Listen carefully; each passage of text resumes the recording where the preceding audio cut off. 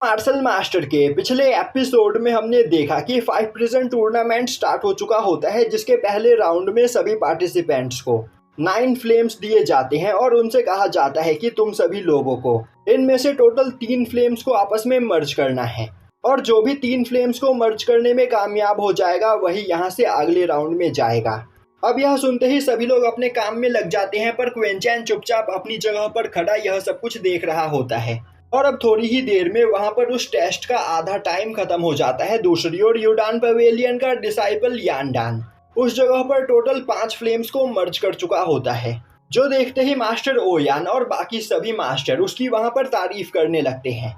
और तभी सभी मास्टर देखते हैं कि क्वेंचैन अपने सामने मौजूद फॉर्मेशन के ऊपर रखे हुए फायर्स को उनकी जगह से उठाते हुए उन्हें दूसरी जगह पर रख रहा होता है। यह देखते ही एक मास्टर सुआनसेंग का मजाक उड़ाते हुए बोलने लगते हैं, मास्टर सुआनसेंग, मैंने सुना कि आप यहाँ पर लोगों को बता रहे थे कि आपका यह क्वेंचैन ही आपके यूडान पवेलियन का नया होने वाला मास्टर है।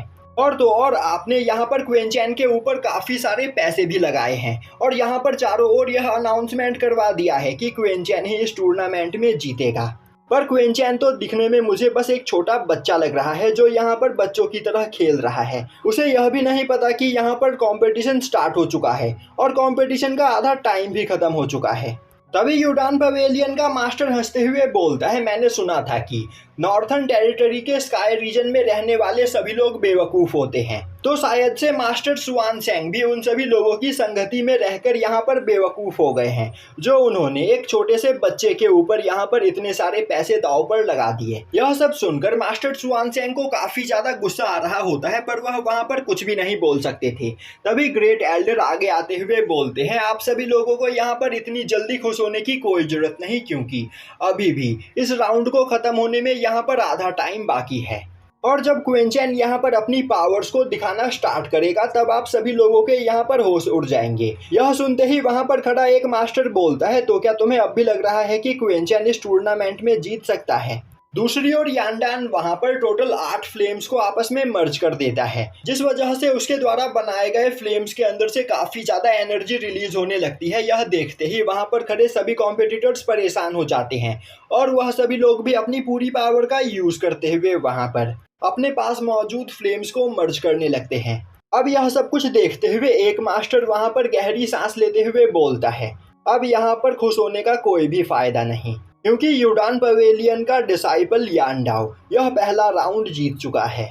मुझे लगा था कि मेरे डिसाइपल यहाँ पर कुछ कर दिखाएंगे, पर कोई बात नहीं, मेरे डिसाइपल अगले राउंड में यहाँ पर सब कुछ संभाल लेंगे। तभी वहाँ पर खड़ा एक दूसरा मास्टर चिल्लाते हुए सभी लोगों से बोलता है, वह देखो आखिर वहाँ पर क्वेंचैन क्या कर रहा है। दूसरी ओर क्वेंचैन उस फॉर्मेशन पर मौजूद सभी फ्लेम्स को अपनी जगह से हटाकर एक दूसरी जगह पर सेट कर देता है और अब वह उस फॉर्मेशन को वहां पर स्टार्ट कर देता है।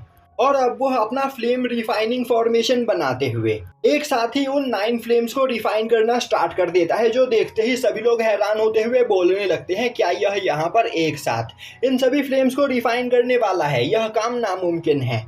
तभी मास्टर ओयांग बोलते हैं, क्वेंचैन यहाँ पर एक साथ उन 9 फ्लेम्स को रिफाइन करने नहीं वाला है, बल्कि वह पहले ही उन सभी फ्लेम्स को यहाँ पर रिफाइन कर चुका है और यह सब कुछ उसने अपने मेंटल पावर का यूज करते हुए किया। आखिर मैंने यहाँ पर इतनी इंपॉर्टेंट चीज को यहाँ पर मिस कैसे कर दी? अब यह सुनते ही वहां पर खड़ा एक दूसरा मास्टर सोचने लगता है, तो क्या क्वेंचैन जानबूझकर यहाँ पर इतनी देर से बिना कुछ किए आराम से अपनी जगह पर खड़ा था, जिससे वह सभी फ्लेम्स के हीट लेवल को एक बराबर करने के बाद उन्हें रिफाइन कर सके। दूसरी ओर क्वेंचैन उन 9 फ्लेम्स को कंट्रोल करते हुए वहां पर उन्हें स्पिरिचुअल डॉल में बदल देता है और अब वह सभी स्पिरिचुअल डॉल थोड़ी ही देर में फ्लेम वॉरियर में बदल जाते हैं और अब वह अपने पास से अपने अपने वेपन्स को बाहर निकालते हुए एक दूसरे से फाइट करने लगते हैं। वहीं पर फाइट में जीतने वाला फ्लेम वॉरियर अपने अपोनेंट को अपने अंदर एब्जॉर्ब कर लेता है और अब इसी तरह वह 9 फ्लेम वॉरियर्स एक दूसरे से फाइट करते हुए एक दूसरे को एब्जॉर्ब करते चले जा रहे होते हैं। दूसरी ओर यह सब कुछ देखकर सभी मास्टर भी काफी ज्यादा हैरान होते हैं और बोल रहे होते हैं, आखिर यहाँ पर यह सब कुछ हो क्या रहा है। वह सभी फ्लेम वॉरियर्स एक दूसरे को मारते हुए एक दूसरे को अपने अंदर एब्जॉर्ब करते चले जा रहे होते हैं, जिस वजह से सभी फ्लेम्स आपस में मर्ज हो रहे हैं। आखिर यह किस तरह की टेक्निक है?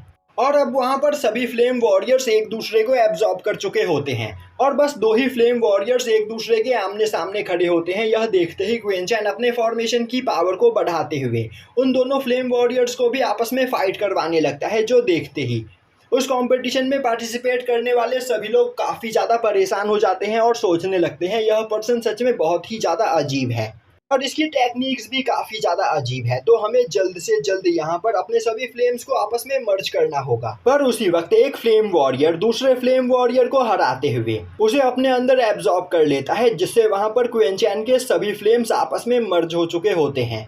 यह देखते ही यूडान पवेलियन का मास्टर बोलने लगता है, आखिर ऐसा कैसे हो सकता है? आखिर क्वीन चैन ने इतनी जल्दी नौ फ्लेम्स को एक दूसरे के साथ मर्ज कैसे कर दिया? मुझे अपनी आंखों पर यकीन नहीं हो रहा है। और तभी वहां पर टेस्ट का टाइम खत्म हो जाता है और अब मास्टर ओयांग का साथी आगे आते हुए अनाउंस करता है, यहाँ पर जिन भी लोगों ने 3 फ्लेम्स को आपस में मर्ज किया है वह आगे आए और बाकी सभी लोग यहाँ से बाहर जा सकते हैं, क्योंकि वह सभी लोग डिस्क्वालीफाई हो चुके हैं। यह सुनते ही उस राउंड में पास हुए सभी लोग आगे आकर खड़े हो जाते हैं। तभी वह पर्सन बोलता है, अब यहाँ पर तुम सभी लोगों के द्वारा बनाए गए फ्लेम की पावर को टेस्ट किया जाएगा। यह बोलते हुए वह अपने पास से एक ट्रेजर को बाहर निकालते हुए बोलता है, अपने फ्लेम्स को यहाँ पर लेकर आओ और इस ट्रेजर के अंदर डालो, जिससे यहाँ पर यह ट्रेजर तुम्हें कुछ पॉइंट्स बताएगा और जिसके द्वारा बनाए गए फ्लेम की पावर ज़्यादा होगी उसे उतने ही ज़्यादा पॉइंट मिलेंगे और सबसे ज़्यादा पॉइंट पाने वाला पर्सन ही इस राउंड का विनर होगा। अब यह सुनते ही डान पवेलियन का सेकंड क्रोन प्रिंस हुआन क्विन आगे आते हुए अपने फ्लेम पॉइंट को चेक करता है और अब उसे वहां पर 653 पॉइंट मिलते हैं। अब यह देखते ही आसपास खड़े सभी लोग आपस में बात करने लगते हैं, यह पर्सन तो स्काई रीजन के पिल पवेलियन के 4 क्रोन प्रिंस में से एक है। हमें नहीं लगा था कि यह यहाँ पर इतने ज़्यादा पॉइंट अचीव कर पाएगा। तभी डान पवेलियन की क्रोन प्रिंसेस भी आगे बढ़ते हुए अपने फ्लेम पॉइंट्स को चेक करती है और अब उसे वहां पर 661 फ्लेम पॉइंट मिलते हैं। तभी जिनजाओ आगे आते हुए अपने फ्लेम पॉइंट्स को चेक करता है और अब उसे वहां पर 683 फ्लेम पॉइंट मिलता है। यह देखते ही जिनजाओ क्वीन चैन की ओर देखते हुए सोचने लगता है, क्वीन चैन तुम्हारी ही वजह से मैं यहाँ पर इतना ज़्यादा पावरफुल बन पाया हूँ और अगर मैं यहाँ पर तुमसे नहीं मिला होता तो मैं हमेशा आलसी बना रहता।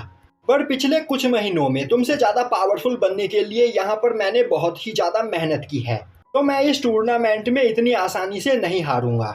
और अब वहाँ पर नॉर्थर्न टेरिटरी के बाकी रीजन्स के डिसाइपल्स आगे आते हुए अपने फ्लेम पॉइंट्स को चेक करते हैं और अब उस जगह पर उन सभी डिसाइपल्स को 700 पॉइंट से ज़्यादा मिले होते हैं। जो देखते ही सभी लोग बोलने लगते हैं, भले इस बार डान पवेलियन के डिसाइपल्स बहुत ही ज़्यादा टैलेंटेड है पर बाकी रीजन्स के भी डिसाइपल्स कम नहीं। उन सभी लोगों ने यहाँ पर स्काई रीजन के डान पवेलियन से ज़्यादा स्कोर किया है। और तभी वहाँ पर टेस्ट देने के लिए कुछ और डिसाइपल्स भी आते हैं जिन्हें वहाँ पर 200 से ज़्यादा पॉइंट नहीं मिलते हैं। यह देखते ही सभी लोगों की बोलती वहाँ पर बंद हो जाती है। तभी यानडाओ अपने फ्लेम पॉइंट को चेक करने के लिए आगे बढ़ता है और अब उस जगह पर सभी लोग उसके फ्लेम पॉइंट को देखने के लिए काफ़ी ज़्यादा एक्साइटेड होते हैं। और अब जैसे ही यानडाओ अपने फ्लेम को उस ट्रेजर के अंदर डालता है उसे वहां पर 931 पॉइंट मिलते हैं। जो देखते ही यूडान पवेलियन का मास्टर खुश हो जाता है और यहीं पर यह एपिसोड खत्म हो जाता है।